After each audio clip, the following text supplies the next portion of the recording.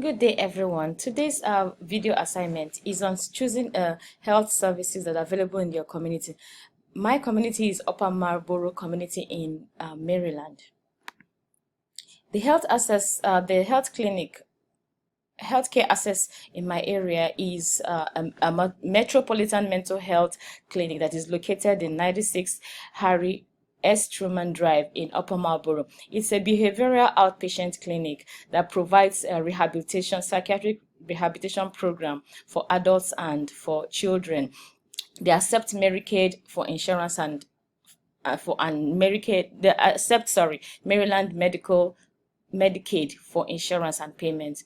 The PRP services, they are designed to promote positive peer interaction, effective communication, self-help skills, among others, to adults and children. It's also expected that this service will be designed, and developed it's expected that the services will be designed and developed to address the individual rehabilitation needs of each of these patients, both including the child and the adult.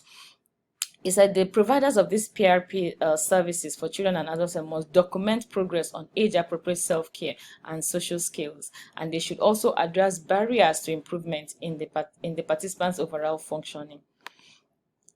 Another health care access is the Doctors Community Clinic that's located in 6400 Upper Marlboro Pike District Heights, Maryland. They provide primary care and family medicine services. Family medicine services such as physicals, school physical, continuous glucose monitoring, and glucose and A1C testing, among others. They accept Medicaid, Medicare, Aetna Health Plan, Care, First Blue Cross, Cigna Health Spring Insurance. One public health service we have is the Prince George's Health Department that is located at 170 McCormick Upper Drive, Upper Marlboro. This is a county government agency that provides health services and care and services and health oversight. The services they provide include counseling, maternity, family planning, immunization, and behavioral health, TB, HIV, and STD testing. What else is needed in the community? More access to services provided, especially to the less privileged in the community, the Spanish and the African American communities. And also more health promotion posters should be placed on the billboard and on the bus stations.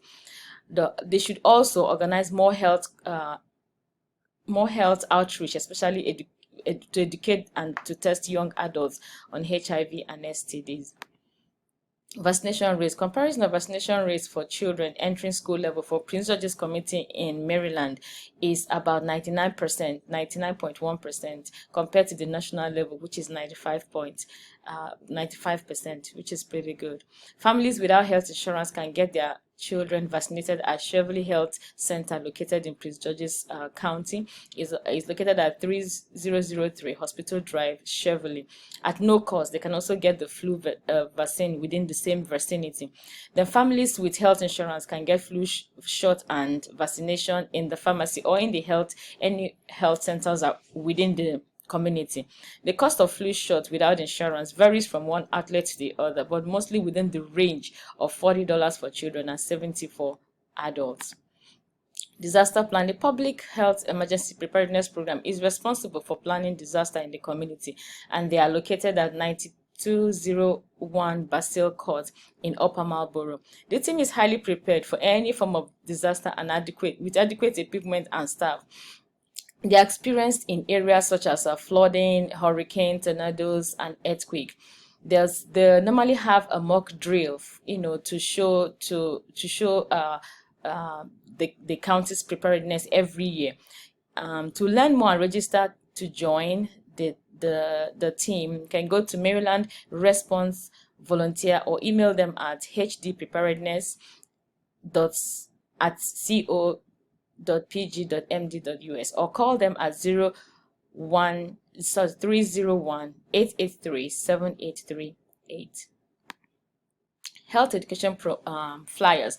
I have the one for the state law stop sign, at the junction where there's where the pedestrians crossing. This is to ensure to prevent accidents, especially with the pedestrian. The other one is to buckle up, ensuring that in the case of accident, the minimal impact, with minimal impact happening in the accident.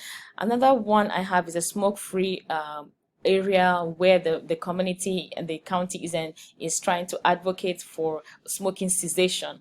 The other one is caution, especially where children are in the residential area. This is to help to protect accident, to alert the motorists to slow down where the children, especially the residential areas. Community engagement. The community engagement, I have the flyer here, and it's conducted by Prince George's Health Department. It's an annual walk event. This is just usually for different types of illnesses, one for autism, cancer, and the rest of them. This is just to create awareness of that illness, and also to help in so doing, to help the community to keep fit, and this will in turn reduce cases of diabetes and high blood pressure.